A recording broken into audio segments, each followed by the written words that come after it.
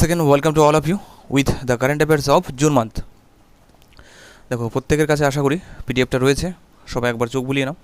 আর যদি না থাকে no problem, just go through, শেষ পর্যন্ত দেখতে থাকো।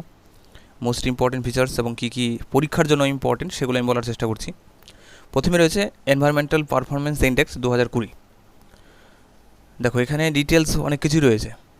অনেক কিছু বলতে যেমন প্যারামিটার কতগুলো রয়েছে, কোন কোন ক্রাইটেরিয়া বেসড করে দেওয়া হয়। তো এত ডিটেলস একমাত্র ইউপিএসসি পরীক্ষাতে আসে। বাকি আমাদের জন্য যেটা ইম্পর্টেন্ট সেটা হচ্ছে ইন্ডিয়ার র্যাঙ্ক কত। 168 অ্যান্ড ফার্স্ট কে রয়েছে এবং এটা কোথায় থেকে পাবলিশ করা হয় সেই বিষয়গুলোই আমরা শুধু দেখার চেষ্টা করব। এখন পাবলিশিং অর্গানাইজেশন যেমন রয়েছে Yale university, Yale centre for law and policy, Yale university. এটা কোথায় অবস্থিত? ইউএস অবস্থিত, ওয়ান অফ দ্য বেস্ট ইউনিভার্সিটির মধ্যেই পড়ে একটা। টোটাল 180টা দেশের মধ্যে এই র্যাঙ্কিং করা হয় এবং কতগুলো প্যারামিটার, কত কিছু রয়েছে, ক্রাইটেরিয়া, এগুলো খুব একটা দরকার নেই। পরীক্ষা আজ পর্যন্ত কোনো পরীক্ষা আসেনি, ইভেন ইউপিএসসিতেও হয়তো খুব রেয়ার কাছে কোশ্চেন এসে থাকে।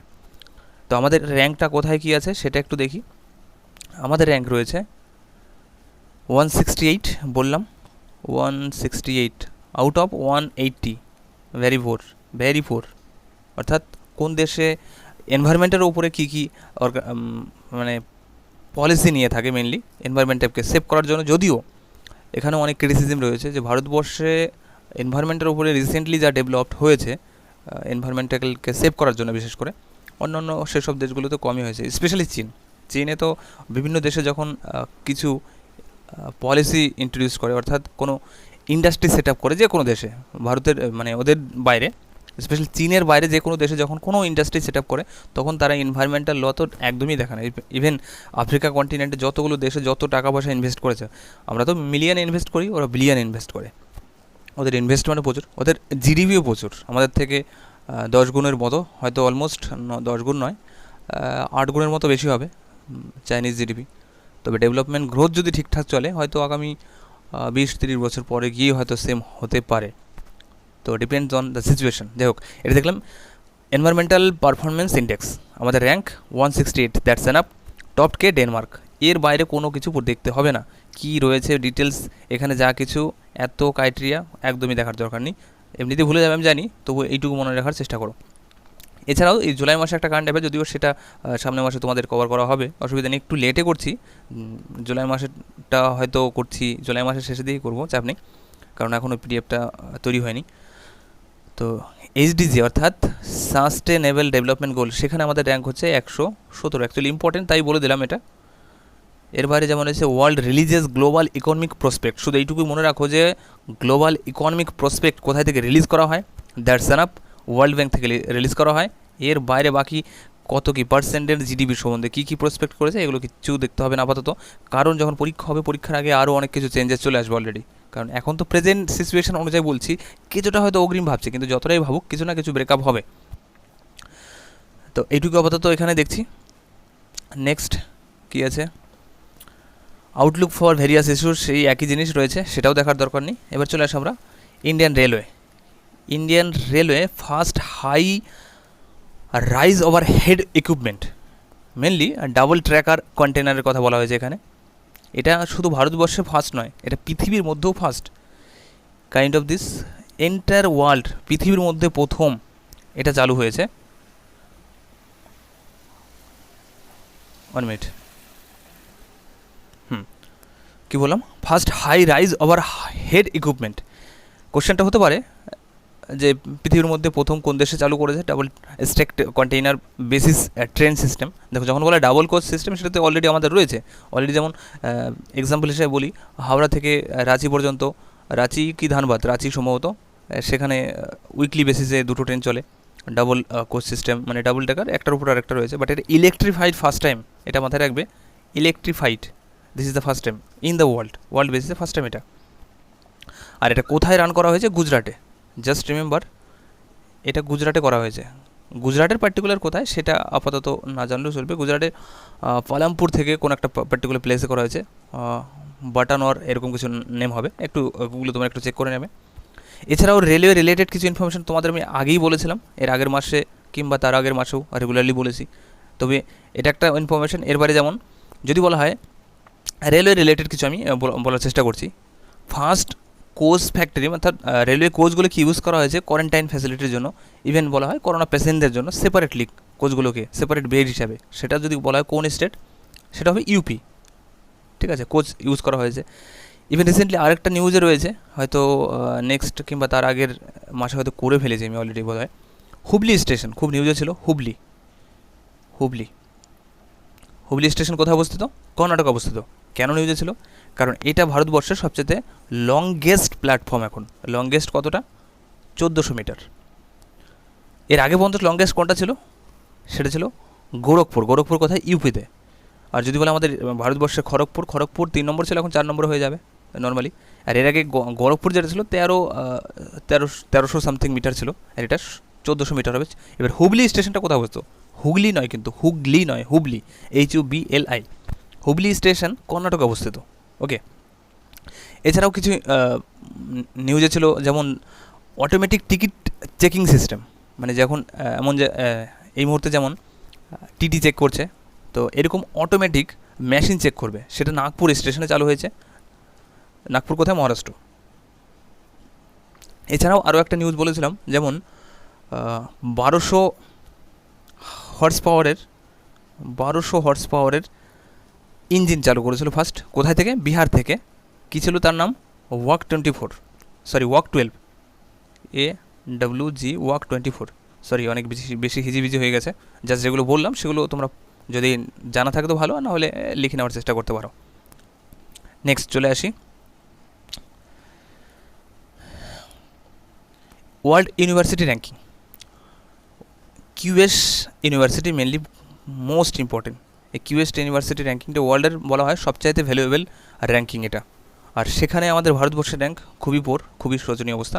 ফার্স্ট রয়েছে এমআইটি অর্থাৎ ইউএসএ অবস্থিত। ইউএসএরই ম্যাক্সিমাম দেখো কতগুলো, সবগুলো প্রথম থেকে 4 পর্যন্ত ইউএসএ রয়েছে সব। Second Stanford, third Harvard University, California ফোর্থে। এবার ভারতবর্ষের ফার্স্ট ইউনিভার্সিটি সেটা হচ্ছে 172 কি আইআইটি বোম্বে।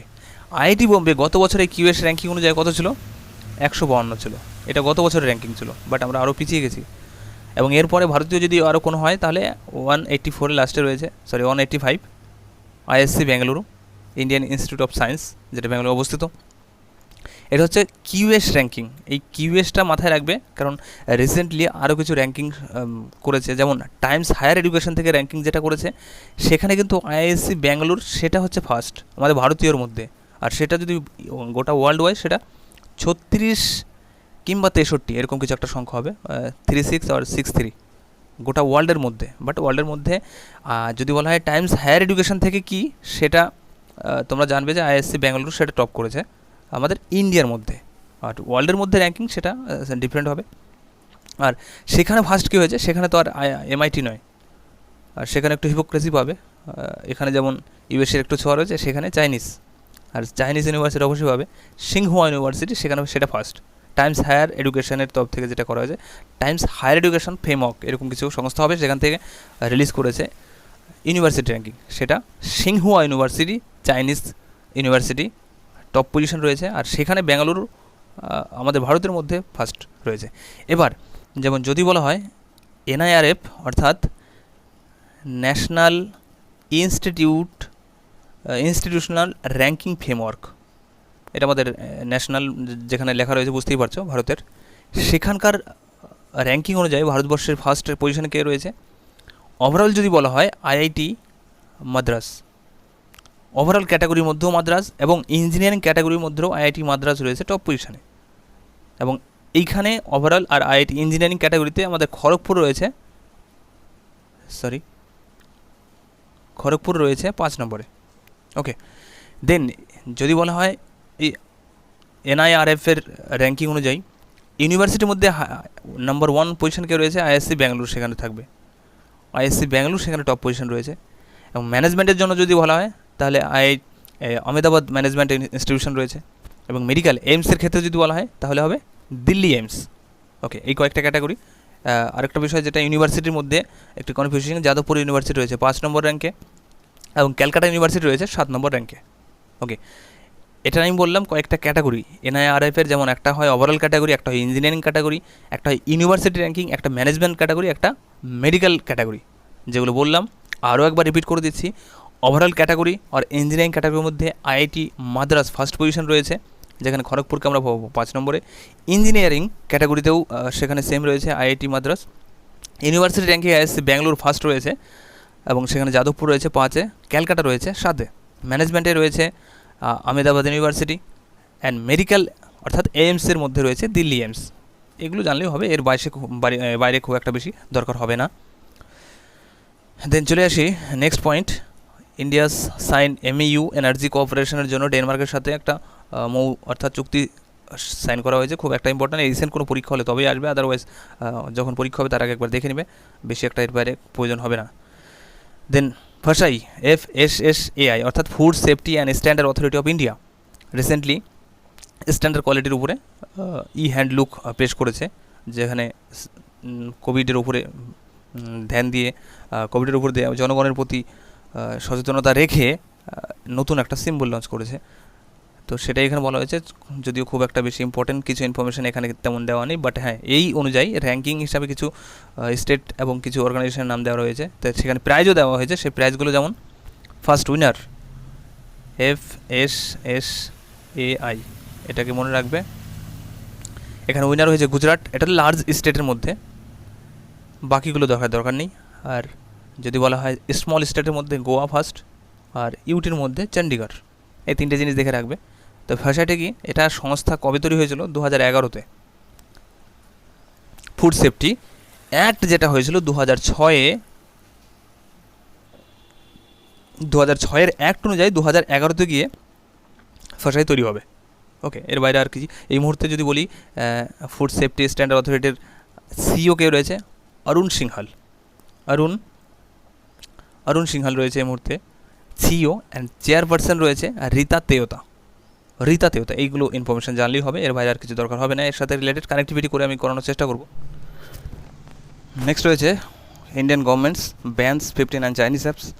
এর সম্বন্ধে তো নতুন কিছু বলার নেই, হয়তো আরও কিছু ব্যান্ড হবে, আরও কিছু অ্যাপস ব্যান্ড হবে, সেগুলো নিয়ে নেক্সট টাইমে ডিটেলস ডিসকাশন করব।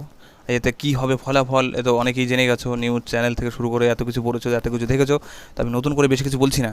কীভাবে এর এফেক্ট হবে দেখো, এতে ব্যান্ড হওয়াতে হয়তো চাইনিজ গভর্নমেন্টের খুব সামান্য কিছু মানে ক্ষতি হবে, মানে এই অ্যাপসের থ্রুতে সামান্য কিছু, যেটা কোনো যায় আসানোর। কিন্তু এই শুরুয়াতটা যখন ভারতবর্ষ করে দিয়েছে, অন্যান্য দেশ যখন ধীরে ধীরে আরও কিছু ব্যান্ড হবে, তখন এফেক্টটা পড়বে।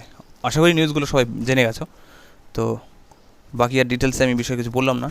দেন ইউনিয়ন HRD মিনিস্টার, দেখো এখানে যখন বলছি HRD মিনিস্টার, তোমরা রিসেন্ট অবশ্যই জানবে HRD মিনিস্টারের নামকরণ চেঞ্জ হয়েছে। কী হয়েছে? এডুকেশন মিনিস্টার, এখন থেকে বলা হবে এডুকেশন মিনিস্ট্রি, কারণ নিউ এডুকেশন পলিসি এসেছে, সবাই জানো। এটা একটু আফসোস যা আগে আসেনি, তাহলে হয়তো আমাদের ক্ষেত্রে আর একটু বেনিফিট হতো। মানে পার্টিকুলারলি আমার কথা বলি, আমার মানে খুবই ইচ্ছা ছিল জীবনে যে সঙ্গে এমন কিছু সাবজেক্ট, যেখানে হয়তো কমার্সের কিছু সাবজেক্ট ভালো লেগেছে, নিতে পারিনি আর্টস ব্যাকগ্রাউন্ড থেকে, হয়তো সায়েন্সের কিছু সাবজেক্ট ভালো লেগেছে, নিতে পারিনি আর্টস থেকে।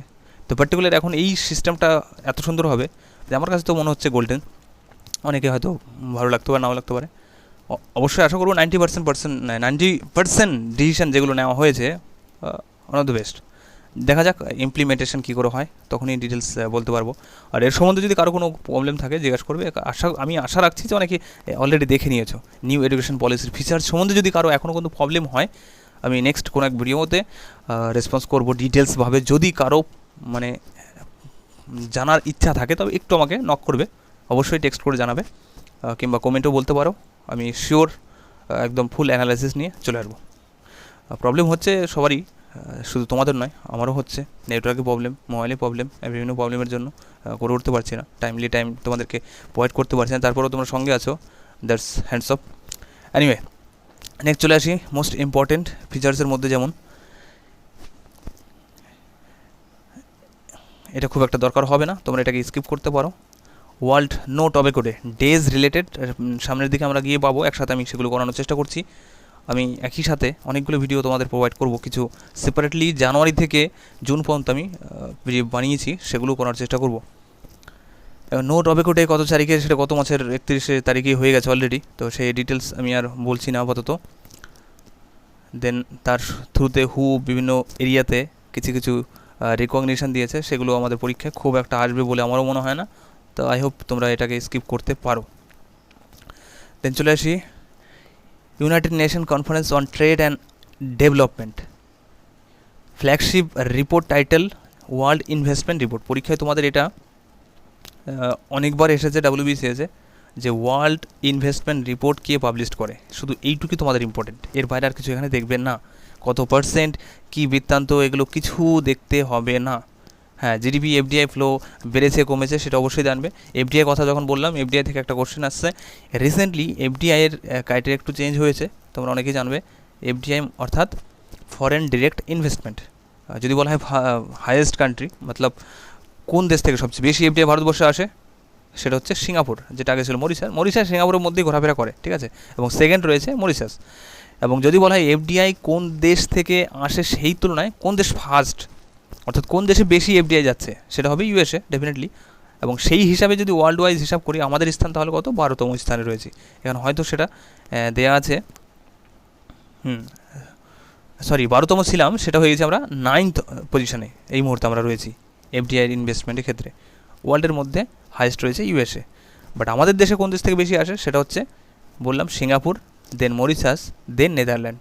এই ফার্স্ট 3টে কান্ট্রি মনে রাখলেও হবে, 3টেও দরকার নেই, প্রথমটাই পারফেক্ট, আর বেশি এখনও মতো পরীক্ষায় তেমন আসেনি। নেক্সট চলে এসে India's releases national report on the state climate crisis for the first time, যেহেতু তাই এটা ইম্পর্টেন্ট হয়ে যায়। ফার্স্ট টাইম যখনই কিছু বলবে তখন অবশ্যই তোমরা এটাকে মাথায় রাখার চেষ্টা করবে, ফার্স্ট টাইম বিষয়টাকে স্কিপ করা খুব মুশকিল। তো প্রথমবারের মতো ইন্ডিয়া রিলিজ করেছে, তাই এটা একবার দেখে নেবে। আর এটা একটা টাইটেলও রেখেছে, assessment on climate over the Indian reason. শুধু এইটুকু দেখলে হবে, এটাই মোস্ট ইম্পর্টেন্ট আমার কাছে মনে হয়েছে, যা ফিচার্স রয়েছে। এবার কত ডিগ্রি সেলসিয়াস কমবে বাড়বে সেটা একবার শুধু দেখে রাখবে, 0.7 ডিগ্রি সেলসিয়াস। তবে এই সিচুয়েশান সত্যি কথা বলতে প্রবলেম তো প্রত্যেকেরই হচ্ছে, তা সত্ত্বেও এনভায়রনমেন্টের ইম্প্যাক্টটা অনেকটাই অনেক বেশি পড়েছে, অর্থাৎ ভালোর দিকে বলেছি আমি, পজিটিভনেস। এটা হয়তো আগামী 10-20 বছর যা পলিউশন করতাম, যা পলিউটেড হতো আমাদের দেশ, 10-20 বছরে হয়তো তার থেকেও বেশি, সেটা হয়তো 1 বছরে মেকআপ করে দেওয়া হয়েছে। ওকে, টাইম টু টাইম আমি আপডেট দিতে থাকবো তোমাদের, চাপ নেই। নেক্সট চলে আসি, India elected as non permanent member of UN security council. দেখো, UN সিকিউরিটি কাউন্সিল কেন বলছি, ইউনাইটেড নেশনের টোটাল 6টা অর্গান রয়েছে, তার মধ্যে security council one of the strongest organisation. এবং তার নন পার্মানেন্ট, পার্মানেন্ট মেম্বার কটা, 5টা, আর নন পার্মানেন্ট টোটাল 15টা মেম্বার হয়। আর ইভেন কবে তৈরি হয়েছে, কী হয়েছে, সেটা তোমাদের সেপারেট ইকোনমিক্স ভিডিওতে হয়তো বলাই রয়েছে, দেখে নেবে তোমরা একবার যদি না দেখে থাকো। তো 5টা মেম্বার পার্মানেন্ট অ্যান্ড 15 জন নন পার্মানেন্ট। এই 15 জন নন পার্মানেন্ট মেম্বার প্রত্যেক 2-3 বছর পর গিয়ে চেঞ্জ হবে। ওকে, এবার কোশ্চেন হচ্ছে, গোটা UN-এর আন্ডার কতগুলো দেশ রয়েছে, 193। তবে 193টা দেশের মধ্যে কী করে সিলেক্ট হয়, 5 জন তো অলরেডি পার্মানেন্ট আছে, এর তো আর কোনো কোশ্চেনই নেই। এবার নন পার্মানেন্টগুলো কী করে, এটা হয় region wise. Support Asia Pacific region হবে, আফ্রিকা কন্টিনেন্ট রিজিয়ন, সেটাও নয়, Africa south region, north region. তো আমাদের রিজিয়নের মধ্যে যেমন রয়েছে, দেখো ইন্ডিয়া আছে, শ্রীলঙ্কা আছে, ভুটান রয়েছে, বাংলাদেশ রয়েছে, মায়ানমার রয়েছে এই এরিয়াতে। এবার এইখান থেকে কোন 2 জন যাবে কিংবা কোন 1 জন যাবে, এরকম একটা সিলেকশন হয়। এবার 1 জন যখন বলা হচ্ছে, তার মানে কি রোটেট করা হবে না। এইখানে আমাদের হচ্ছে নেপোটিজম টাইপ বলতে পারো না, এটা ডিপেন্ড করে জিডিপি কার বেশি আছে। ইন্ডিয়ার জিডিপি আশেপাশে যা বললাম সবগুলোর মধ্যে ইন্ডিয়ায় রয়েছে জিডিপি বেশি, তো ইন্ডিয়ার স্থানই আসবে প্রথমে। এখানেও আবার ভোট হবে, বাকিরা সাপোর্ট করতে হবে। তো রিসেন্টলি ইন্ডিয়াকে ভোট দিয়ে করা হয়েছে, এবং এটা কতবার করেছি আমরা, টোটাল 8বার এটা দিয়ে। টোটাল 8বার কোন কোন সালে সব এখানে মেনশন করা রয়েছে। এখানে দেখো Asia Pacific category for the year এখানে বলে দেওয়া রয়েছে। তো আশা করি এটা বুঝতে পারবে। 193-এর মধ্যে 184টা ভোট পেয়েছে জেনারেল অ্যাসেম্বলিতে। তো এশিয়া প্যাসিফিক রিজিয়ন, এই রিজিয়নটা একটু মাথায় রাখবে। আর সেটা শুরু হচ্ছে নেক্সট ইয়ার জানুয়ারি মাস থেকে আমাদের মেম্বারশিপ। দেন কোন কোন ইয়ার টোটাল 8বার হয়েছে সেটা একটু তোমরা একবার দেখে নিতে পারবে। ওকে, দেন এছাড়াও যদি আরও একটা ইনফরমেশন হয় UN সিকিউরিটি নন পার্মানেন্ট মেম্বার হিসেবে, সেখানে বলতে পারি যে ইন্ডিয়া চেয়ারম্যানশিপ নেবে কত সালে, কোন মাসে। অ্যাকচুয়ালি চেয়ারম্যানশিপ কী হয়, প্রত্যেক মাসে চেয়ারম্যানশিপ থাকে। সাপোজ এই মাসে কোনো না কোনো কান্ট্রি রয়েছে চেয়ারম্যানে, আগামী মাসেও সেটা হবে, নন পার্মানেন্টদের মেম্বারের মধ্যেই বলছি। তো রোটেট হয়ে থাকে, প্রত্যেক মাসে চেঞ্জ হবে। তো ইন্ডিয়ার সিরিয়াল আগামী বছরই আসবে, আগামী বছর শুরু হচ্ছে, তো অগস্ট অক্টোবরের মধ্যে কোনো একটা ডেট হবে, এক্স্যাক্টলি এই মুহূর্তে মনে পড়ছে না, সম্ভবত অগস্টই হবে, ঠিক আছে, একবার চেক করে নেবে, কিংবা আমি নেক্সট ভিডিওতে আপডেট করে বলে দিচ্ছি। এর বাইরে আরও ইন্ডিয়া বাদ দিয়ে আরও কারা কারা জয়েন করেছে, আয়ারল্যান্ড, মেক্সিকো অ্যান্ড নরওয়ে, এই তিনটে, টোটাল 4টে জয়েন করেছে। ইন্ডিয়ার সঙ্গে আর কারা জয়েন করেছে সেটাও একটু ইম্পর্টেন্ট হয়ে যাচ্ছে এইভাবে। দেন চলে আসি, গভর্নমেন্ট অফ ইন্ডিয়া লঞ্চেস গরিব কল্যাণ আর রোজগার যোজনা। গরিব কল্যাণ রোজগার যোজনা কোথায় থেকে লঞ্চ করছে, কীভাবে লঞ্চ করছে, এটা অলরেডি আমরা আগেই দেখেছি। তবু এখানে রয়েছে Garib Kalyan will be launched the government of India from village Telihar block Beldaur Khagaria district of Bihar. Bihar থেকে লঞ্চ করা হচ্ছে এই স্কিমটা। এইটুকু শুধু জেনে রাখবে, এর আগে অলরেডি এর সম্বন্ধে বলা হয়েছে, তার বাইরে কী বিষয় বৃত্তান্ত আমি ডিটেলস আপাতত কিছু বলছি না। গরিব কল্যাণ, কারণ যেসব স্টেটগুলোতে গরিব রেখার নিচে রয়েছে এবং তাদের জন্য, তাদের কল্যাণের জন্যই বেনিফিট, ফিনান্সিয়াল বেনিফিট দেওয়া হবে এর মাধ্যমে। কতগুলো ডিস্ট্রিক্ট টোটাল এই মুহূর্তে কভার করা হচ্ছে, 116টা ডিস্ট্রিক্ট, দ্যাটস ইট। বাকি ডিটেলস এখানে খুব একটা বলার মতো নেই, অলরেডি আমি বলেছি 1-2বার তোমাদের হয়তো। তো next point, nature index 2020 India ranked 12তম স্থানে। এটা একটু বেটার ফিল হচ্ছে হয়তো না। ফার্স্টে রয়েছে ইউএস আমেরিকা এবং 12 রয়েছে ইন্ডিয়া। এইটুকু জানলেই হবে, বাকি কোন কান্ট্রি কত নম্বর পজিশন রয়েছে একদমই নেই, এইটুকু মনে রাখতে পারবে না তোমরা, বাকি জিনিস তো ভুলেই যাও। এছাড়াও বাকি কান্ট্রিগুলোর মধ্যে এখানে রয়েছে টপ ইনস্টিটিউশন ইন্ডেক্সের ক্ষেত্রে, এখানে রয়েছে টপ 3 ইনস্টিটিউশন গ্লোবাল ওয়াইজ, যদি সেপারেট র্যাঙ্কিং এটা এখানে দেওয়া হয়েছে, বাট তবু এখানে আলাদা করে তোমরা জেনে রাখো, এখানে ইউনিভার্সিটি র্যাঙ্কিংয়ের কথা বলা হয়নি, ইনস্টিটিউশনের র্যাঙ্কিং কথা বলা রয়েছে। তো তার মধ্যে ভারতের মধ্যে 3টের নাম এখানে মেনশন করা রয়েছে। এটা রিসার্চের ক্ষেত্রে মেনলি এখানে মেনশন করা নেই, সরি টু সে দ্যাট, এখানে হেডিংটা হতো রিসার্চ ক্যাটাগরির মধ্যে বেসিক্যালি ইনস্টিটিউশনগুলো কী রয়েছে। তো ইন্ডিয়ান CSIR নাম অনেকবার শুনে থাকবে তোমরা, বহুবার হয়তো নিউজে শুনবে। CSIR এর তরফ থেকে এখন প্যান্ডেমিকের জন্য রিসার্চ চলছে।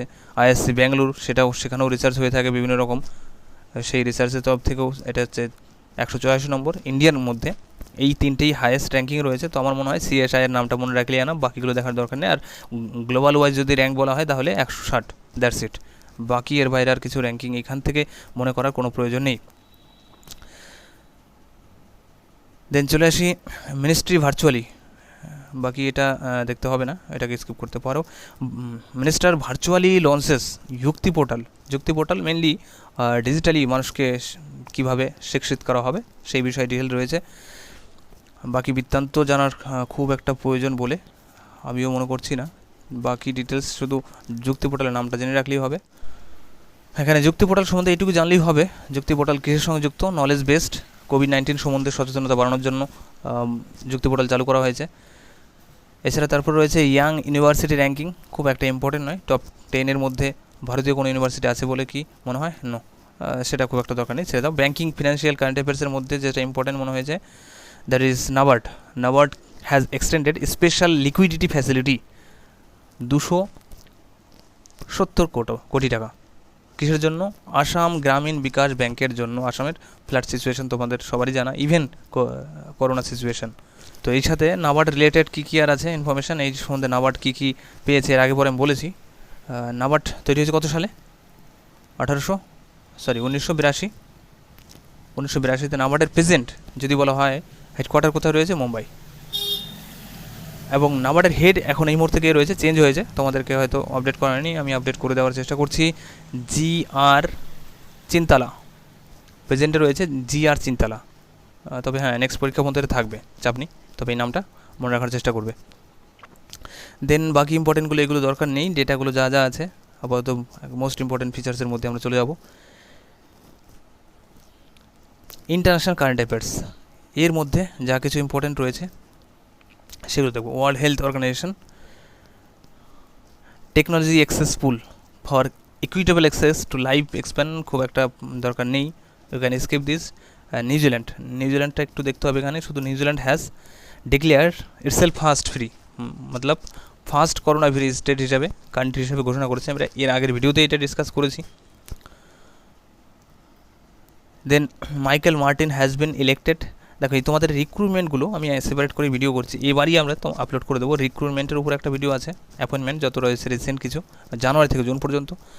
দেন বুকস অ্যান্ড অথর্সের উপরে আমি করছি একটা, অ্যাওয়ার্ডের উপরে করেছি একটা, অ্যাওয়ার্ডের সঙ্গে রিলেটেড। তো সেগুলো আমি একসাথে এবারে আপলোড করে দেওয়ার চেষ্টা করবো, চাপ নেই। তো এখানে আর কিছু ইম্পর্টেন্ট যেগুলো মনে হচ্ছে এর মধ্যে ইনফরমেশান ডিটেক্টেন দরকার নেই।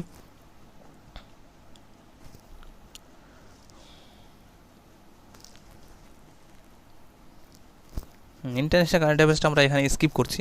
এখানে আমি ইম্পর্টেন্ট বলে যেগুলো দেখলাম সেটা নেক্সট ভিডিওতে আমি মেনশন করে দেবো, অসুবিধা নেই। স্টেট কারেন্ট অ্যাফেয়ার্সে চলে আসি একবারে আমরা। State current affairs, first state Telangana government declared আর সেলিব্রেটেড মেনলি 2 জুন কী ডে? তেলেঙ্গানা ফাউন্ডেশন ডে অর্থাৎ ফরমেশন ডে। তেলেঙ্গানা কত সালে হয়েছিল? তেলেঙ্গানা স্টেট 2014 সালে ফার্স্ট টাইম হয়েছিল 2 জুন। তখন থেকেই তারা তেলেঙ্গানা স্টেট তেলেঙ্গানা ডে হিসেবে পালন করে থাকে। অ্যান্ড তেলেঙ্গানা রিলেটেড কিছু ইনফরমেশান যা আছে আমি একটু বলে দেওয়ার চেষ্টা করছি। তেলেঙ্গানাতে recently TS weather monitoring application launch করেছিল, টিএস ওয়েদার মনিটরিং। হ্যাঁ, তেলেঙ্গানা রিসেন্টলি লঞ্চ করেছিল যেমন একটা প্রোগ্রাম যেখানে 30,000 কোটি 30 কোটি ট্রি গাছ লাগানোর প্ল্যানিং চলছে, যে প্রোগ্রামটার নাম হরিতা হাওয়ান প্রোগ্রাম, জাস্ট এটুকু মনে রাখলেই হবে। তারপরে হচ্ছে Chhattisgarh police have launched special campaign Spandan. Spandan basically কী জন্য করা হয়েছে? Personally by conducted interactive programs and arranging counselling system. মানে স্পন্দন শব্দ শুনে হয়তো অনেকে বুঝতে পারছো, ডিপ্রেশনে ভুগছে যারা স্পেশালি, তাদেরকে সচেতন করানোর জন্য করা হয়েছে এই ছত্তিশগড় থেকে। ছত্তিশগড় সম্বন্ধে ইনফরমেশন এক্সট্রা ইনফরমেশন আমরা কী কী দেখেছি? স্পন্দন তো একটু এখনই বললাম। এছাড়াও যেমন রাজীব গান্ধী কিষাণ ন্যায় যোজনা লঞ্চ করেছে রিসেন্টলি। তারপরে সিঘাট যোজনা লঞ্চ করা হয়েছে। সিঘাট যোজনা মেনলি একটা ওয়েবসাইট যেখানে হোম ডেলিভারি ফ্যাসিলিটি অ্যাভেলেবেল রয়েছে। তাছাড়াও রয়েছে যেমন পড়াই তোয়ার পোর্টাল বলে একটা লঞ্চ করা হয়েছে অনলাইন শিক্ষা দেওয়ার জন্য। সুরক্ষা সার্ভ করোনা হাবের জন্য, করোনা ফ্যাসিলিটির জন্য এর আগে তোমাদের বলেছি সুরক্ষা একটা অ্যাপ্লিকেশন লঞ্চ করেছে। আর মনরেগা থেকে এর আগে আমরা বলেছিলাম যে ছত্তিশগড় ছিল টপে, না এটা একটু চেঞ্জ করবো আমরা এখন, কারণ ছত্তিশগড় থেকে চলে গেছে এখন ইউপিতে। এই মুহূর্তে মনরেগার যদি বলা হয় হাইয়েস্ট এমপ্লয়মেন্ট কোন স্টেট, তাহলে হবে মনরেগার থ্রুতে, তাহলে হবে ইউপি। দেখো প্রথমে আমরা জানুয়ারি মাসে পড়েছিলাম সেটা ছিল ওয়েস্ট বেঙ্গল হাইয়েস্ট গত বছরের রিপোর্ট অনুযায়ী। তারপরে ছত্তিশগড় চলে আসলো, এখন রয়েছে ইউপি লেটেস্ট এই মুহূর্তে ইউপি। পরীক্ষার আগে যদি আবার চেঞ্জ হয় আমি সেটাকে আবার বলে দেওয়ার চেষ্টা করব। মানে এই মুহূর্তে ভিডিও আমি এখন করছি সেটা হচ্ছে জুলাই মাসে এসে জুন মাসের ভিডিও করছি, তো আপাতত ইউপি রয়েছে। ওকে, দেন তারপরে রয়েছে এখানে Uttarakhand forest department has opened state's biggest biodiversity park হলদওয়ানিতে উত্তরাখণ্ডের বিগেস্ট বায়োডাইভার্সিটি পার্ক তৈরি করা হয়েছে। উত্তরাখণ্ড সম্বন্ধে কী কী আমরা আরও ইনফরমেশন পেয়েছি? প্রথমত উত্তরাখণ্ডে ক্যাপিটাল চেঞ্জ করে হয়েছে, সামার ক্যাপিটাল মেনলি গ্যারসন করা হয়েছে উত্তরাখণ্ড। দেন হোপ পোর্টাল বলে একটা অ্যাপ্লিকেশন লঞ্চ করা হয়েছে আনএমপ্লয়েডদের জন্য, যারা আনএমপ্লয়মেন্টে ভোগ করছে এখন জবলেস হয়ে যাওয়ার কারণে। একটা হোপ পোর্টাল চালু করেছে, যার যেরকম ক্রাইটেরিয়া রয়েছে সেই হিসাবে জব পেতে পারো। দেন দৃষ্টি পোর্টাল চালু করা হয়েছে করোনা পেশেন্টদের জন্য। দেন ঋষিকেশে আমরা জানি প্রথমেই পড়েছিলাম যে ফার্স্ট গ্লাস ফ্লোর ব্রিজ তৈরি করা হয়েছিল ঋষিকেশে। আর উত্তরাখণ্ডে আরও একটা ইম্পর্টেন্ট ইনফরমেশান, যেমন উত্তরাখণ্ডেরই first Jim Corbett national park কোয়ারেন্টাইনের জন্য প্রথম কোনো ন্যাশনাল পার্ককে করা হয়েছে, এবং ফার্স্ট স্টেট যেখানে এগ্রিকালচারাল ল্যান্ডগুলোকে লিজে দেওয়ার প্ল্যানিং করা হয়েছে। এতগুলো ইনফরমেশান উত্তরাখণ্ড রিলেটেড। এরপরে Madhya Pradesh government has started state vendor registration মুখ্যমন্ত্রীর শহরি পথ ব্যবসায়ী উত্থান যোজনা, যেখানে 300 কোটি টাকা আরবান লোকাল বডিজদেরকে দান করা হবে ব্যবসায়ী ডেভেলপমেন্ট করার জন্য মধ্যপ্রদেশে। এছাড়াও বেশ কিছু ইনফরমেশান রিলেটেড আমি যেমন তোমাদের বলেছি অলরেডি আগে, সেগুলো আবার মনে করে দেওয়ার চেষ্টা করি। যেমন নিষ্ঠা বিদ্যুৎ মিত্র স্কিম বলে একটা স্কিম লঞ্চ করেছিল। নিষ্ঠা বিদ্যুৎ মিত্র স্কিম মেনলি যদি বলা হয় কেন, তাহলে হবে ওমেন এম্পাওয়ারমেন্ট। কী করে? এটাতে লঞ্চ এরকম রয়েছে, যদি কেউ বিদ্যুৎ চুরি করে আর সেটা যদি পাশের বাড়ির কোনো মহিলা সরকারকে খবর দেয়, তার নাম তো গোপনই থাকবে এবং তাকে অ্যাওয়ার্ডও দেওয়া হবে, তাকে 10% বিদ্যুতের মাপ দেওয়া হবে, অর্থাৎ যে ইনফরমেশান দেবে তার বিদ্যুতের 10% লেস নেওয়া হবে, এবং যে ধরা পড়বে তার অবশ্যই উল্টো জেল ফাইন যা কিছু হবে সেটা হবে। তো শুধু এইটুকু জেনে রাখবে যে নিষ্ঠা বিদ্যুৎ মিত্র স্কিমটা মেনলি ফর ওমেন এম্পাওয়ারমেন্ট, শুধু বিদ্যুৎ ডুপ্লিসিটি থেকে মুক্তি অর্জন করা হয়েছে। এবার মধ্যপ্রদেশে আরও কিছু ইনফরমেশান, যেমন ম্যাক্সিমাম টাইগার ডেথ হয়েছে মধ্যপ্রদেশে রিসেন্টলি কত 173টা, রিসেন্টলি 173টা ডেথ হয়েছে। এবং মধ্যপ্রদেশে এই মুহূর্তে টোটাল 526 অ্যাপ্রক্স মেবি এরকমই কিছু হবে যে টাইগার রয়েছে মধ্যপ্রদেশ। এছাড়াও আরও কিছু যেমন চরণ পাদুকা স্কিম লঞ্চ করা হয়েছিল, দিদি ভেহিক্যাল, সঞ্জীবনী ভেহিক্যাল লঞ্চ করেছিল, আর এফআইআর আপকি দ্বার অর্থাৎ এফআইআর বাড়িতে বসে বসে করতে পারবে সেরকম একটা অ্যাপ্লিকেশন লঞ্চ করেছিল মধ্যপ্রদেশ। এছাড়াও আরবান পথ উত্থান স্কিম বলে, যেটা এখনই বললাম, সরি এটা তো আবার বারবার করে রিপিট করে দিচ্ছি, স্ট্রিট ভেন্ডারদের জন্য যেটা করা হয়েছে মেনলি। এছাড়াও ফার্স্ট ওয়েস্ট ক্লিনিক ভোপাল অর্থাৎ মধ্যপ্রদেশে শুরু হয়েছিল। এছাড়াও রোজগার সেতু যোজনা চালু করা হয়েছিল এখান থেকেই। তারপর জীবন অমৃত যোজনাও চালু করা হয়েছে এবং মিড ডে মিলের তরফ থেকে বাড়ি বাড়ি মিড ডে মিল পৌঁছে দেওয়ার দায়িত্ব মধ্যপ্রদেশ থেকে প্রথম করেছে। এতগুলো ইনফরমেশন আমরা মধ্যপ্রদেশ সম্বন্ধে বললাম, যাতে জানা আছে তো বেস্ট, আর না জানা থাকলে একটু লিখে নেওয়ার চেষ্টা করবে। দেন তারপরে Gairsain is the Chamoli district has been formally declare the summer capital, একটু আগে বললাম উত্তরাখণ্ড সম্বন্ধে রিলেটেড। দেন আছে আমরা উড়িষ্যাতে কি মোস্ট এখানে important, became the first state in the country receive ISO certificate for hostel, খুব important, very very important. ISO certificate হোস্টেলের জন্য ট্রাইবাল স্টুডেন্টদের বিশেষ করে, সেটা উড়িষ্যা গভর্নমেন্ট থেকে দেওয়া হচ্ছে। এছাড়া উড়িষ্যা গভর্নমেন্টের আর কিছু রিলেটেড ইনফরমেশন, যেমন খেলো India university game Orissa Bhubaneswar প্রথম হয়েছিল এবং স্পেশালি কোভিড-19 যেসব জার্নালিস্ট মারা যাচ্ছে, বিশেষ করে কোভিডের সম্প্রচার করতে গিয়ে, তাদের জন্য 15 লাখ টাকা করে ফ্যাসিলিটি, অর্থাৎ যদি কোনো কারণে মারা যায় জার্নালিজম করতে গিয়ে, তাদের জন্য 15 লাখ টাকা করে অনুদানের প্ল্যানিং করেছে উড়িষ্যা গভর্নমেন্ট। এছাড়াও সোলারাইজড 100% সোলারাইজ, আমরা এর আগের ভিডিওতে আমরা বলেছিলাম উড়িষ্যার কোনার্ক সান টেম্পল, যেখানে 100% সোলারাইজ। হ্যাঁ, তবে আরেকটা বলি হিস্ট্রিক্যাল পয়েন্ট, সেটা হচ্ছে ব্ল্যাক প্যাগোডা কাকে বলে আমরা এই উড়িষ্যার সান টেম্পলকেই বলি। অনেক সময় কনফিউশন হতে পারো যে black pagoda and sun temple দুটো আলাদা নয়, একই। ওকে, এই ছিল রিলেটেড ইনফরমেশন, আর টাইম টু টাইম যখন যা কিছু রিলেটেড পাবো আমি বলে দেওয়ার চেষ্টা করব। দেন চলে আসি নেক্সট পয়েন্ট। নেক্সট সেম জিনিসই মধ্যপ্রদেশ গভর্নমেন্টের, করোনা ওয়ারিয়ার সম্বন্ধে, দিব্যাঙ্গদের বিশেষ করে করোনা ওয়ারিয়ার বলে অ্যাওয়ার্ড দেওয়া হয়েছে। দিব্যাঙ্গ মিনস যারা অন্ধ ব্যক্তি, তাদের জন্য দেওয়া হয়েছে। এর বাইরে হচ্ছে West Bengal government has launch Karmabhumi portal, IT প্রফেশনে যারা রয়েছে তাদের জন্য করা হয়েছে কর্মভূমি পোর্টাল। এটা একটু মাথায় রাখবে, কর্মভূমি পোর্টাল কে করেছে? ওয়েস্ট বেঙ্গল। কেন করেছে? আইটি প্রফেশনে যুক্ত যারা রয়েছে তাদের এই প্যান্ডেমিকে বাড়িতে বসে সার্ভিস দেওয়ার জন্য করা হয়েছে এটা। এছাড়া ওয়েস্ট বেঙ্গলে বলেছিলাম এক্সিট অ্যাপ্লিকেশন লঞ্চ করেছিল, মানে ওয়েস্ট বেঙ্গলে যারা আটকে গেছে বিদেশিরা অর্থাৎ বাইরের লোক, তাদেরকে বের করার জন্য এক্সিট অ্যাপ লঞ্চ করেছিল। এছাড়াও নাবার্ড থেকে যেমন ওয়েস্ট বেঙ্গলকে 10,000 কোটি টাকা দেওয়ার মতো প্ল্যানিং করেছে। 10,000 কি একটু মিস্টেক করলাম, কিছু টাকা অ্যামাউন্টে দেওয়ার একটা ঘোষণা আছে, যেটা হয়তো সামনে ভিডিওতে পেয়ে যাব। নেক্সট, এছাড়াও সেলফ স্ক্যান বলে একটা ডকুমেন্ট লঞ্চ করেছে, যেমন স্ক্যাম লঞ্চ যেটা ছিল ডিলিট হয়ে যাওয়ার কারণে, তো ওয়েস্ট বেঙ্গল গভর্নমেন্ট থেকে একটা সেলফ স্ক্যান বলে একটা অ্যাপ্লিকেশন লঞ্চ করেছে, এটুকু জেনে রাখি আমরা। এরপরে Karnataka government observed mask day, 18 June mask day পালন করছে কর্ণাটক গভর্নমেন্ট, এইটুকু একটু জেনে রাখবে। ফার্স্ট টাইম করছে করোনার জন্য মেনলি, তার জন্য ইম্পর্টেন্ট। তাছাড়া আর কর্ণাটক রিলেটেড আর কি ইনফরমেশন একটু বলেছিলাম যে হুবলি স্টেশন কর্ণাটকে অবস্থিত, ভারতবর্ষের সবচাইতে লংগেস্ট স্টেশন। ওকে, এছাড়াও আর কিছু ইনফরমেশান কর্ণাটক রিলেটেড যা কিছু আমরা সামনে পাবো বলতে থাকবো। মেঘ সন্দেশ বলে একটা অ্যাপ্লিকেশন লঞ্চ করেছিল কর্ণাটক গভর্নমেন্ট, মেঘ সন্দেশ মেনলি আবহাওয়ার পূর্বাভাস জানানোর জন্য। ওকে, এই ছিল ইম্পর্টেন্ট কর্ণাটক রিলেটেড ইনফরমেশান। তারপরে আর কিছু এখানে আপাতত নেই। দেন 19th গ্রেড যেমন ইম্পর্টেন্ট নয় এটা, আপাতত এটাকে স্কিপ করতে পারি আমরা। Union cabinet has given international airport status for কুশিনগরকে ইন্টারন্যাশনাল এয়ারপোর্টের স্ট্যাটাস দেওয়া হয়েছে, এটা একটু জেনে রাখবে। উত্তরপ্রদেশ সম্বন্ধে যদি ইনফরমেশন বলতে হয় তাহলে যেমন প্লাজমা থেরাপির কেস একটা বলতে হয়, প্লাজমা থেরাপি হয়েছে কোনো গভর্নমেন্ট হসপিটালে, সেটা ছিল উত্তরপ্রদেশ ফার্স্ট। প্লাজমা থেরাপির যদি বলা হয় প্রথম কোন স্টেট লঞ্চ করেছিল প্লাজমা থেরাপি কনসেপ্ট, তাহলে হবে কেরালা গভর্নমেন্ট। এবং যদি বলা হয় প্লাজমা থেরাপি সরকারি হসপিটাল কোনটা হয়েছে, তাহলে হবে ইউপিতে, সেটা কিং জর্জ হসপিটাল, যেটা গভর্নমেন্টের তরফ থেকে করা হয়েছে। এবং যদি বলা হয় ফার্স্ট ব্যক্তি যে প্লাজমা থেরাপির থ্রুতে করোনা থেকে ভালো হয়েছে, তাহলে হবে কর্ণাটক গভর্নমেন্টে কোন এক ব্যক্তি ফার্স্ট প্লাজমা থেরাপির থ্রুতে ভালো হয়েছে। এবার যদি বলা হয় প্লাজমা থেরাপির ব্যাঙ্ক কোথায় খোলা হয়েছে, তাহলে হবে সেটা দিল্লি।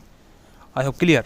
আবারও বলে দিচ্ছি রিপিট করে, প্লাজমা থেরাপির ইন্ট্রোডিউস করেছিল Kerala government, but government hospital থেকে ফার্স্ট টাইম হয় সেটা ইউপি গভর্নমেন্টের থেকে, এবং প্রথম ব্যক্তি যে প্লাজমা থেরাপির থ্রুতে করোনা থেকে ভালো হয়েছে সে হচ্ছে কর্ণাটকের ব্যক্তি, এবং প্লাজমা থেরাপির উপরে ব্যাঙ্ক তৈরি হয়েছে সেটা হচ্ছে দিল্লিতে। আই হ্যাভ সব ক্লিয়ার। এছাড়াও ইউপির যেমন কিছু ছিল, যেটা ছিল ফার্স্ট স্টেট যেখানে পুল টেস্টিং চালু করেছিল, এবং এটাই ফার্স্ট স্টেট যেখানে ভার্চুয়াল কোর্টও লঞ্চ করেছিল। ভার্চুয়াল কোর্ট অর্থাৎ বাড়িতে বসে বসে, তোমাদের হয়তো আগের ভিডিওতে সেগুলো বলে দেওয়া হয়েছে। এবং উত্তরপ্রদেশই প্রথম স্টেট যেখানে 1 লাখ বেডের একসাথে মানে ব্যবস্থা করা হয়েছে করোনা পেশেন্টদের জন্য। এছাড়াও যেমন দিল্লি গভর্নমেন্ট 12 দিনের মধ্যে ডিআরডিওর হেল্প নিয়ে 10,000 বেডের ক্যাপাসিটি করেছে, একটা 10,000 বেড। তো স্বাভাবিকতই তোমরা রেজাল্ট দেখে বুঝতে পারছো দিল্লি কত তাড়াতাড়ি রিমুভ করছে, অর্থাৎ রিকভারি করছে, তার কারণ বেড ফ্যাসিলিটি অ্যাভেলেবেল করেছে। ডক্টরটা ফ্যাক্টর নয়, এখন যেটা বিভিন্ন ডক্টরদের বক্তব্য শুনছি, ডক্টর তো সেটা পরের ব্যাপার, সরকার যদি ব্যবস্থা ঠিক দেয় অবশ্যই করবে। বেড ফ্যাসিলিটি নেই, বেড যদি সেপারেট করে দেওয়া থাকে গভর্নমেন্ট যে কোনো ডক্টর যেতে রাজি হবে। যতটা এখনও পর্যন্ত ধারণা যে এখন কিডস থেকে শুরু করে সব কিছু মোটামুটি অ্যাভেলেবেল হচ্ছে, টেস্টিং এখনও পর্যন্ত আরও বাড়ানো উচিত। যাই হোক, আপকামিং কী হচ্ছে আমি সেটা দেখছি। এরপরে নেক্সট ইম্পর্টেন্ট দেখি অ্যাপয়েন্টমেন্টের জন্য আমি বলছি সেপারেট ভিডিওতে আমি ডিটেলস বলবো। অ্যাপয়েন্টমেন্ট যত হয়েছে জানুয়ারি থেকে জুন পর্যন্ত সবই আমি সেপারেটলি করে দেওয়ার চেষ্টা করেছি। দেন রয়েছে র্যাঙ্কস অ্যান্ড রিপোর্ট। আর র্যাঙ্কস রিপোর্টের ক্ষেত্রে এখানে একটা দুটো ইনফরমেশন বলবো, সেটা হচ্ছে Virat Kohli the only cricketer যেখানে 100 জনের মধ্যে 66 র্যাঙ্ক, অর্থাৎ বড় লোকদের ক্যাটাগরিতে সবচেয়ে হাইয়েস্ট ইনকাম আর্নিং অপশানের মধ্যে 100 জনের অ্যাথলিটস আর স্পোর্টস পার্সনের মধ্যে 66 নম্বরে ভারতের একমাত্র বিরাট কোহলি রয়েছে, এবং সেটা 66 নম্বরে। ফার্স্টে কে আছে? রজার ফেডারার ফার্স্ট রয়েছে, সেকেন্ড ক্রিস্টিয়ানো রোনাল্ডো। জাস্ট এইটুকু জেনে রাখলেই হবে। আর এই 100 জনের মধ্যে 2 জন মহিলা আছে, একটা হচ্ছে Naomi Osaka and Serena Williams, এই দুজনই মহিলা এই প্রথম 100 জনের মধ্যে। এর বাইরে ভারতের একই জিনিস রয়েছে, ইন্ডিয়ান ফুটবল র্যাঙ্কিং খুব একটা প্রয়োজন হবে না, 8ই রয়েছে আগে থেকে যা ছিল। ফার্স্ট প্লেসে রয়েছে বেলজিয়াম, ফার্স্ট রয়েছে ফ্রান্স রয়েছে সেকেন্ড পজিশানে, ব্রাজিল থার্ড পজিশানে। জাস্ট ফিফার র্যাঙ্কিং, এটা একটু একবার দেখে রাখবে। এর আগে যা ছিল তাই রয়েছে এখনও, তার বাইরে বেশি কিছু নেই আপাতত। দেন চলে আসি নেক্সট ইম্পর্টেন্ট ফিচার্স লিভারপুল, এটা নিয়ে আমি সেপারেটলি বলছি নেক্সটে, আপাতত এখানে ডিটেলস কিছু বলছি না। সামিট কনফারেন্স, ভার্চুয়ালি সামিট কনফারেন্সগুলো হচ্ছে যা কিছু সেগুলোও সেপারেট রয়েছে। আই হোপ অ্যাওয়ার্ড রিকগনিশন যা রয়েছে, ইম্পর্টেন্ট ডেজ চলে আসি। এবার ইম্পর্টেন্ট ডেজগুলোকে আমি তোমাদের বলে দেওয়ার চেষ্টা করছি। মোস্ট ইম্পর্টেন্ট ডেটসের মধ্যে প্রথমে রয়েছে ওয়ার্ল্ড নো ট্যাবাকো ডে, যদিও সেটা লাস্ট মান্থের মানে আগের মাসের রয়েছে, তবুও এখানে মেনশন করা রয়েছে, সেটা আগের মাসে বলা হয়নি। দেন 1 জুন থেকে শুরু করি আমরা। 1 জুন ছিল আমাদের কি? World milk day. 1 জুন আমরা এটা পালন করে থাকি। এবং 1 জুন এটা ছাড়াও, এটা মোস্ট ইম্পর্টেন্ট কেন? তার কারণ হচ্ছে এটা ছিল 20তম অ্যানিভার্সারি, সেটাও ইম্পর্টেন্ট নয়, তার থেকে বড় কথা আমাদের ন্যাশনাল মিল্ক ডে কবে পালন করে থাকি? ন্যাশনাল মিল্ক ডে সেটা 26 নভেম্বর। 26 নভেম্বর কেন? 26 নভেম্বর তার কারণ আমাদের ভার্গিস কুরিয়ান, যাকে আমরা বলে থাকি ফাদার অফ হোয়াইট রেভলিউশন, তিনি এদিন জন্মগ্রহণ করেছিল, তার বার্থডে হিসেবে আমরা ন্যাশনাল মিল্ক ডে পালন করে থাকি। দেন এছাড়াও তারপরে রয়েছে এখানে সব কিছু দেওয়া রয়েছে 20 অ্যানিভার্সারি হিসেবে আমরা পালন করে থাকি 1 জুন। দেন 2 জুন, এখানে 2 জুন বিষয়টা হয়তো মেনশন নেই, এখানে 2 জুনও আরেকটা আমরা ডে পালন করে থাকি। 2 জুন তেলেঙ্গানা ডে, আমরা একটু আগেই বলেছি তেলেঙ্গানা ডে। এবং কেন তেলেঙ্গানা ডে পালন করি? তার কারণ তেলেঙ্গানা স্টেট সেদিন সেট আপ হয়েছে। এর বাইরে এখানে তারপরে one of the most important, that is world environment day. World environment day প্রতি বছর আমরা 5 জুন পালন করে থাকি। ওয়ার্ল্ড এনভায়রনমেন্ট ডে এটা very very very very important. এবং এবছর কোথায় হয়েছে? কলম্বিয়াতে। আর এবছরের থিম কী ছিল? এবছরের থিম ছিল বায়োডাইভার্সিটি। এবার যদি বলে বায়োডাইভার্সিটি ইন্টারন্যাশনাল বায়োডাইভার্সিটি ডে, তাহলে সেটা হবে 22শে মে, ইন্টারন্যাশনাল বায়োডাইভার্সিটি ডে। জাস্ট এটা মনে রাখবে। কিন্তু এবছর হচ্ছে থিমটাই বায়োডাইভার্সিটি এনভায়রনমেন্ট ডে, এটা প্রচুর সম্ভাবনা পরীক্ষা আসবে। দেন তারপরে রয়েছে এরপরের ডেট হিসাবে এখানে চলে গেছে একবারে 12 জুন। 12 জুন আগে 7 জুন একটা তোমরা মনে রাখো। 7 জুন ইম্পর্টেন্ট কী জন্য? তার কারণ ওয়ার্ল্ড ফুড সেফটি ডেটা। আর এটা এই জন্য ইম্পর্টেন্ট, গত বছরই আমরা প্রথমবার পালন করেছি ফুড সেফটি ডে, এবং এটা ছিল সেকেন্ড এডিশন। আর এর থিম কী ছিল এবছর? Food safety everyone's business. Food safety everyone business already এখানে মেনশন করাই রয়েছে। 7 জুন, সরি আমি একটু দেখিনি, তো 7 জুন এভরিওয়ান বিজনেস হিসেবে লেখা রয়েছে। আবার যদি বলা হয় ওয়ার্ল্ড ফুড ডে, সেটা হবে 16ই October, world food day. But national food day কবে? National food day 24 October. একটু কানেক্ট করে বোঝার চেষ্টা করবে। ওকে, এরপর রয়েছে ইউনাইটেড নেশন, তার আগে রয়েছে একটা, এখানে একটা point, world day against child labour.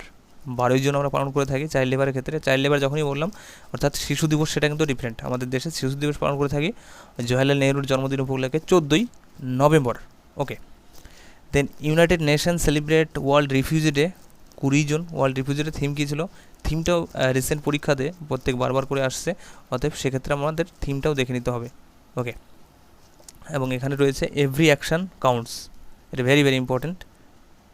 এগুলো ইম্পর্টেন্টগুলি দেওয়া রয়েছে। দেখো প্রত্যেকটা ডেতে কিছু না কিছু ইম্পর্টেন্ট ডে রয়েছে, বাট সেগুলো বাদ দিয়ে যা বেশি ইম্পর্টেন্ট সেগুলো আমি বলার চেষ্টা করছি। ওকে, এর বাইরে next international day of yoga, international yoga day. আর এটা এতটা ইম্পর্টেন্ট, ভারতবর্ষ প্রথম শুরু করেছে 2015 সাল থেকে। 15 সাল থেকে আমাদের দেশে শুরু হয়েছিল। আমাদের দেশে যেমন আয়ুষ মিনিস্ট্রি থেকে পালন করা হয়, আর ইউনাইটেড নেশন থেকে, এটা ইউএন থেকে পালন করা হয়, এবং দুটোর থিম দুরকম। এবার দেখো এখানে থিম দেওয়া রয়েছে, theme of international day of yoga 2020, yoga for health, yoga at home. আর যখন ইন্ডিয়ার ব্যাপারটা চলে আসবে, যে ইন্ডিয়ার ন্যাশনাল ডে অফ যোগার থিম কি, তাহলে হবে same, yoga for health and yoga for family, শুধু হোমটা হয়ে যাবে ফ্যামিলি, এটুকু মনে রাখলেই হবে। Then micro small and medium enterprise day 27 June পালন করে থাকি। এর বাইরে জুন মাসের যে মোস্ট ইম্পর্টেন্ট ডেগুলো মিস হয়ে যাচ্ছে, সেগুলো আমি একবার মনে করে দেওয়ার চেষ্টা করছি। যেমন আচ্ছা, 14ই জুন একটা মোস্ট ইম্পর্টেন্ট ডে আমরা পালন করে থাকি। 14ই জুন কি? ব্লাড ডোনেশন ডে পালন করে থাকি, ওয়ার্ল্ড ব্লাড ডোনেশন ডে। 14ই জুন কেন পালন করি? তার কারণ ব্লাড গ্রুপ আবিষ্কার করেছিল কে? ল্যান্ড স্টেনার, তার জন্মদিন পালন করে থাকি। আর এই ল্যান্ড স্টেনার অ্যাপ্রক্স 1930 পারহ্যাপস 1930-তে নোবেল পুরস্কার পেয়েছিল এই ব্লাড গ্রুপ ডিসকভার করার জন্যই মেনলি। এছাড়াও আর কিছু ইম্পর্টেন্ট, যেমন world day to combat desertification, যেটা আমরা 17ই জুন পালন করে থাকি। 17ই June world day to combat desertification. Desertification সম্বন্ধে, ডেজার্ট সম্বন্ধে, মরুস্থলী সম্বন্ধে প্রত্যেকের মধ্যে অ্যাওয়ারনেস তৈরি করার জন্য প্রতি বছর পালন করে থাকি। 18ই জুন একটা ডে পালন করি, sustainable gastronomy day. Sustainable gastronomy day, gastronomy means যারা ফুড তৈরি করতে ভালোবাসে, মানে ভ্যারাইটি টাইপ অফ ফুডস। এবং 18 তারিখে আরও একটা ডে পালন করে থাকি, আমরা একটু আগেই বলেছি, মার্কস ডে। এটা কর্ণাটক থেকে এই বছরই প্রথম করলো। এই যেহেতু প্রথম হচ্ছে সেহেতু ইম্পর্টেন্ট, প্রথম যেটাই হবে সেটা ভেরি ভেরি ইম্পর্টেন্ট। এছাড়াও 21 জুন যেমন বললাম যোগা ডে, এছাড়াও আরও দুটো ডে পালন করে থাকি। 21শে জুন ওয়ার্ল্ড মিউজিক ডে, 21শে জুন ওয়ার্ল্ড হাইড্রোগ্রাফি ডেও পালন করে থাকি। জাস্ট এটা মনে রাখলেও হবে, খুব একটা বেশি ইম্পর্টেন্ট নয়, জাস্ট কানেক্টিভিটি করার জন্য বলে রাখলাম। দেন 23শে জুন আরও একটা মোস্ট ইম্পর্টেন্ট ডে পালন করি, সেটা হচ্ছে ইউএন পাবলিক সার্ভিস ডে। 23শে June UN public service day, 23শে জুন ইউএন থেকে পালন করা হয় ইউএন পাবলিক সার্ভিস ডে। কিন্তু যদি বলা হয় civil service day, civil service day কিন্তু ডিফারেন্ট। সিভিল সার্ভিস ডে 21শে এপ্রিল, মনে করে দেখো তোমাদের করানো হয়েছে, এপ্রিল মাসের কারেন্ট অ্যাফেয়ার্সটা দেখলেই বুঝতে পারবে। 23শে জুন আরও দুটো ডে পালন করে থাকি। 23শে জুনের কথা বলছিলাম আমরা। 23শে জুন আরও দুটো কি? International widow day and international Olympic day, কারণ এই দিন অলিম্পিক কমিটি তৈরি করা হয়েছিল 23শে জুন। ওকে, এর বাইরে আর একটা মোস্ট ইম্পর্টেন্ট ডে, সেটা রয়েছে 29 জুন। 29 জুন কী হয়? ন্যাশনাল স্ট্যাটিস্টিক ডে পালন করা হয়। আর ন্যাশনাল স্ট্যাটিস্টিক ডে কেন পালন করি আমরা? পিসি মহালনা বিশ্বের জন্মদিন। পিসি মহালনা বিশ্বের আমাদের জন্মদিন, যাকে আমরা বলি ফাদার অফ স্ট্যাটিস্টিক্স আমাদের ভারতবর্ষ বলে থাকি। তার কারণ তার জন্মদিন 1893-তে যখন হয়, তারপর থেকে এই বার্থডেটাকে আমরা সেলিব্রেশন করে থাকি as a national statistic day. এই ছিল most important days of June month. আর এর বাইরে যা কিছু থাকবে আমি সেপারেট ভিডিওতে বলার চেষ্টা করবো। ভিডিওটার বেশি বড় না করে এই পর্যন্ত শেষ করছি। Hopefully will meet next video very soon. Thank you, good lakh.